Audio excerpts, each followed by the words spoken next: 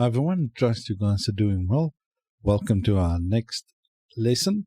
And in this lesson, we're going to be discussing arrays. So the first thing that we did in our JavaScript folder is create a new file, 04 arrays, and then link that for arrays number 4 inside your javascript.html. All right, so let's open it. Okay. And arrays are generally described as list-like objects. They are basically single objects that contain multiple values. Sorry about that. Multiple values stored in a list. Array objects can be stored in a variable and dealt with the same way that we would do any type of value. The difference being that we can access each individual value inside a list individually and do super useful and efficient things with them, like loop through it and do something to every value in that list. Now, how do we create an array? As you guys can remember from the variables, the different type of variables that we have, the data types, we discussed a little bit about arrays, and in this one, we're just gonna branch out on that. Okay, so let's create a new variable called tools, and let's equal that to open and closing bracket. Now, basically, this is the syntax that we use for an array. And then we can have multiple items inside this array. So let's just use screwdriver.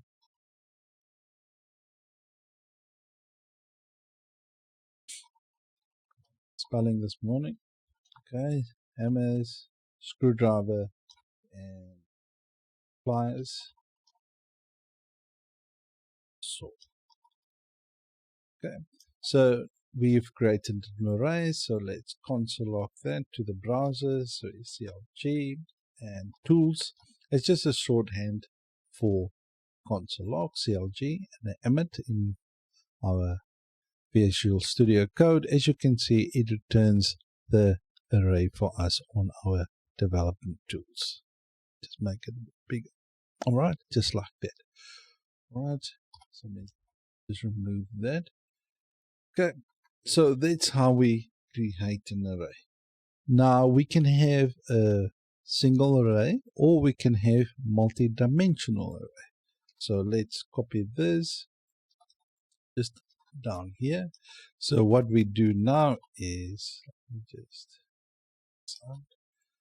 so we can also have an array inside an array, and this is called multi-dimensional array. So inside here, I'm just going to have numbers 2, 6, and 8. All right. So let me just this because it's referencing this one, because remember they pass from top to bottom. That's why we're getting the error right there. Okay. So how do we access items inside an array? Okay. So you might want to find out, like, listen, I want to find out. Let's create two variables. Let's say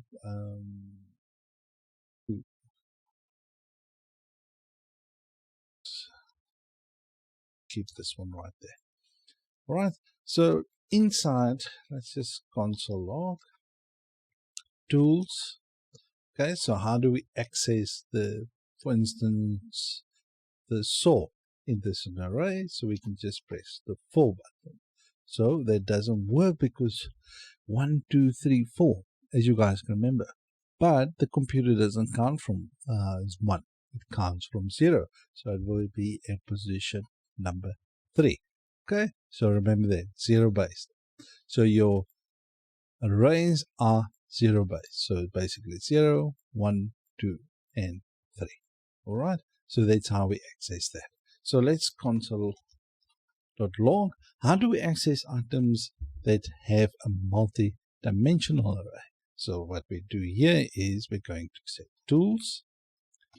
All right, so this one is at the end, 0, 1, 2, 3, 4. Okay, so we're going to position number 4. Tools. As you can see, it returns that array that's inside of that array. But let's say we want to access the number 6, so we open another square brackets. As you can see, it returns the value 6. Now this one is for the previous one. As you can see, it returns us that value. Okay, so very easy to access and modify them. So basically, if you want to access the multidimensional array, you create another square brackets to access that items in the array, also using the square bracket notation. Okay, so let's move on. So we want to know, how do we find the length of an array? So let's quickly delete this one because we don't know. Let me just comment it out because I'm just going to leave it for you guys. So how do we find the length of an array? So how do we do that? CLG, we can add tools.length. Very easy. So as you can see, it returns 4. So basically what it does is the same as what happened with, remember the strings that we did? Instead of the characters, it defines actually how many items are inside the array. Okay, so it returns 4 items, and we can see there is 1, 2, 3, 4 items inside that array. But let's say we want to add to the tools. Okay, at position number 4, we want to add. What do we want to add? We want to add a spade. Okay. Let's see what happens now. As you can see, it returns 5 items. Why? Because we added to the array at position number 4, we added the spade. That's why the number increased. So let's see what the array looks like now. As you can see, it returns us 5 items, the hammer, screwdriver, pliers, saw, and the spade, because we added the spade to the array. Very, very cool and neat. But we can also change that. We want to add it position number 2. So as you can see, 0, 1, 2. So we moved it to the 3rd position, as you can see here. So 1, 2, and 3. There is the spade right there. Okay, very, very cool and neat. So basically, we didn't add anything to it. We replaced the pliers with spade. Okay, but if we change it to position number 4, which there's nothing in that position, it basically adds it to the array right there. But this is not a, how can I say, useful tool to add something to an array. We will get that just in the next one, where we can discuss array methods. All right, so let me just comment this out as well. All right, let's move on to this. So let's create a new array. All right, so we got a string right here with some items in them. Now, basically, this is a list that your mother or your wife sent you to, because they're gonna have a tea party, but they want you to go and buy these items from the store. But how do we convert a string to an array? Now, there's one useful method that we have. We can call this by list. Let's create a new array from it. So let new array equals to. Okay. So the method that we call on is the split method. So by list dot split. It takes a single parameter. Basically, the parameter is where do you want to split the items by? So where do you want to separate them? So for us, we want to split them at the comma sign. So basically, if we console log the new array, it's supposed to return us an array from the string that we just received. Very, very, very cool. All right. So in the split method, the simplest form, it takes a single parameter, the character you want to separate the string at, and returns a substring between the separators as a new array. Okay, so how do we do the reverse? So what if we want to change an array to a string? Okay, so let's do that. Let me just do this. Convert. Okay, convert a string to an array and convert array to string. Okay, so let's do that. So basically what we do now is we're going to say let new string, okay, equals to new array dot join. Okay, the join method is where it also takes a single parameter. How do you want to join it? As you can see, the items inside the array are separated with a comma. So we want to join them at the comma. So if we change it to the new string, as you can see, it returns us the list. Because remember, the new string is this variable right there. As you can see, it returns us the new string right there. So what if we do a type of? Okay, so what if we do a type of? To find out what it is, as you can see, it returns us the value of a string. So new string, say that no, this is definitely a string. There's another way to convert an array to a string. So how do we do that? Instead of the join method, we use very secretive word. It just we convert it to basically to string. Okay, so as you can see, it shows the type of that it is a string, and if we just comment this out like this, as you can see, it gives us the list like that. Right, so basically it works the same way, but it's actually a more simpler way than to do it, and it's limiting because with the toString method, it always defaults and use the comma. But with the join method, we can have many different types of way that we can separate the items. Okay. Right. Let's move on to the next one.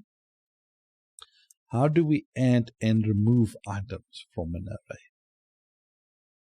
Right. So how do we add and remove? Right. There is 4 different methods.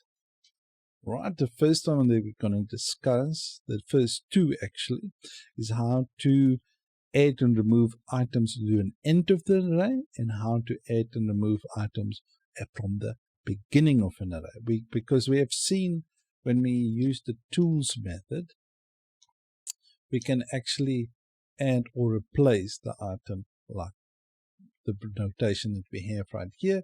But there's actually useful methods in JavaScript called the push method, and the other one is called the pop method. Now these 2 are to add and remove items at the end of the array respectively. So this is to add and the pop is to remove. So let's quickly get our array right there. So let's add this. Let's comment this out. Right, so we got our array. So let's start in tools. As you can see, it returns our array right there. So it's initialized. Okay. So how do we add something to an array like we discussed? So basically we're going to say tools dot push.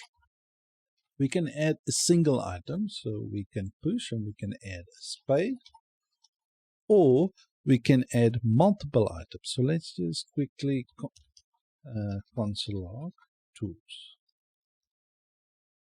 As you can see, it returns the spade at the end. So what if we add multiple items? What we can do is just separate them with a comma, spade, and let's add a rake as well. As you can see, you can add multiple items like that. Let's add a new one, draw. As you can see, you can add multiple items, or you can add a single item, just like this, and it returns, obviously, as you can see in the console right there, the right values. Now, what if we want to remove an item? Like we said, we use the pop method. Now, the pop method, just do this, remove it. As you can see, it removed the last item saw from our array right there. Okay, so let's move on to the next one, which is called shift. Let's call it unshift. Shift. All right.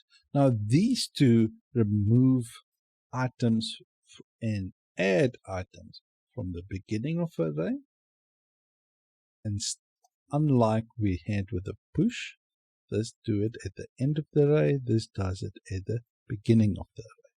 So let's copy this, comment this one out. All right, so if we say tools dot unshift, okay, so what do we want to add at the beginning of the array? So let's add the spade. Okay, so if we console.log the tools again, as you can see, it added the spade at the beginning of the array. Okay, so let's remove this. Let's comment this out. Let's leave it there. So if we want to remove it at the beginning of the array, we just use the shift method. So this, as you can see, it removed the hammers from the beginning of the array. Very, very, very cool stuff. And so let me comment this out. So this is just for reference purpose for you guys. Okay, let's move on. So if you, let me just uncomment this quickly. So basically the unshift is to add items at the beginning of the array. So if we just do this, so as you can see, the unshift added the spade there. The shift is basically removing it, so we don't even see it because it kind of ignores that we added the spade. Now I just commented out and it actually adds the spade. All right. So thank you guys for watching. This is just about arrays, the different methods that we have in them. Thank you guys for watching. Like the video if you liked the video. Dislike it if you didn't like it. And please give me some constructive feedback. Really appreciate you guys. Thanks for watching, and I'll see you in the next one where we'll be discussing conditionals like if-else statements and things like that. Thank you guys, and see you in the next one. Bye-bye.